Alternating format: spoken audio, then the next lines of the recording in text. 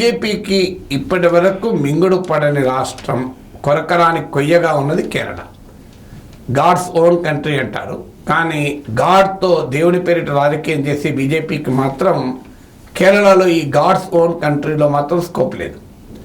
So Bharatiya Janata party vote share పెరుగుతూ వస్తుంది. 2014లో 11% above vote తెచ్చుకుంటే 2019లో 28% ఓట్ షేర్ తెచ్చుకోగలిగింది. కానీ బీజేపీకి సీటు మాత్రం రావడం లేదు. మేజర్ ఛాలెంజ్ కేరళలో అకౌంట్ ఓపెన్ చేయడం పార్లమెంట్ ఎన్నికలకు.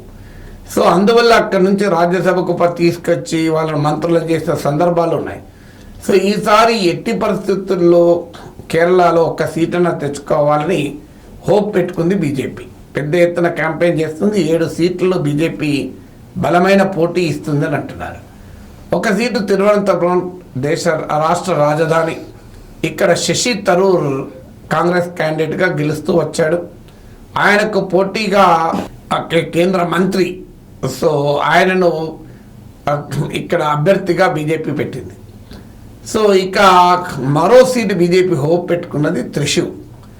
ఇక్కడ ప్రఖ్యాత మలయాళీ యాక్టర్ సురేష్ గోపిని అభ్యర్థిగా నిలబెట్టారు.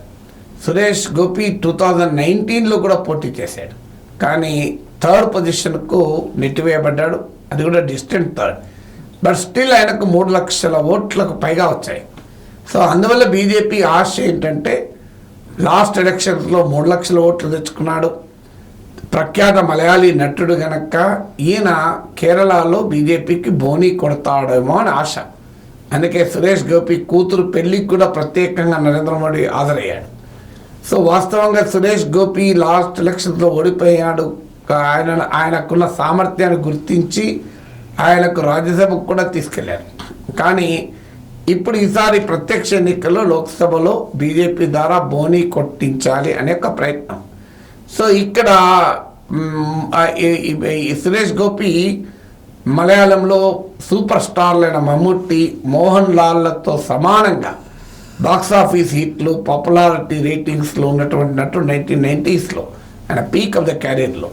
సో అందువల్ల ఆయనకున్న మాస్ అపీల్ రీత్యా చాలా సినిమాల్లో ఆయన పోలీస్ ఆఫీసర్గా కమిషనర్, FIR, ఏకలవ్యన్ ఇలాంటి సినిమాల్లో ఆయన ఒక అధికారి, ఆయన పాత్ర పోషించిన పాత్రల పాపులారిటీ ఇవన్నీ దృష్టిలో పెట్టుకొని ఆయనను అభ్యర్థిగా బీజేపీ పెట్టింది.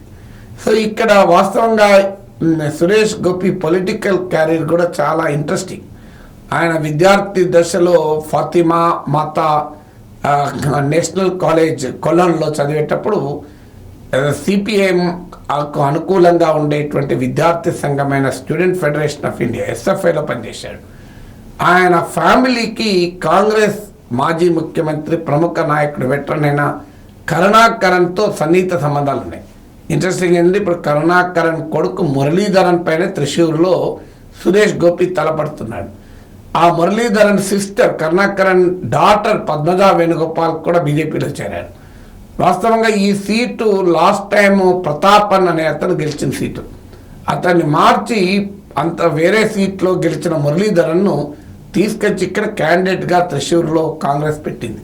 ఇప్పుడు ఆ మురళీధరన్ పైన బీజేపీ అభ్యర్థిగా పోటీ చేస్తున్నాడు. Of course CPI veteran Sunil Kumar కూడా ఇక్కడ LDF తరఫున పోటీ చేస్తున్నాడు.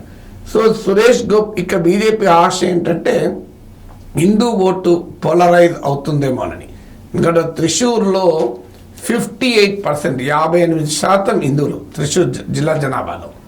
సో అందువల్ల డిస్ట్రిక్ట్ పాపులేషన్లో 58% హిందూస్ ఓటర్ ఉంటారు కనుక తమ హిందుత్వ పొలిటికల్ ఎజెండా ద్వారా హిందూ ఓటు కనుక కన్సాలిడేట్ అయితే కేరళలో తాము బోనీ కొట్టవచ్చు అనేది భారతీయ జనతా పార్టీ ఆశ.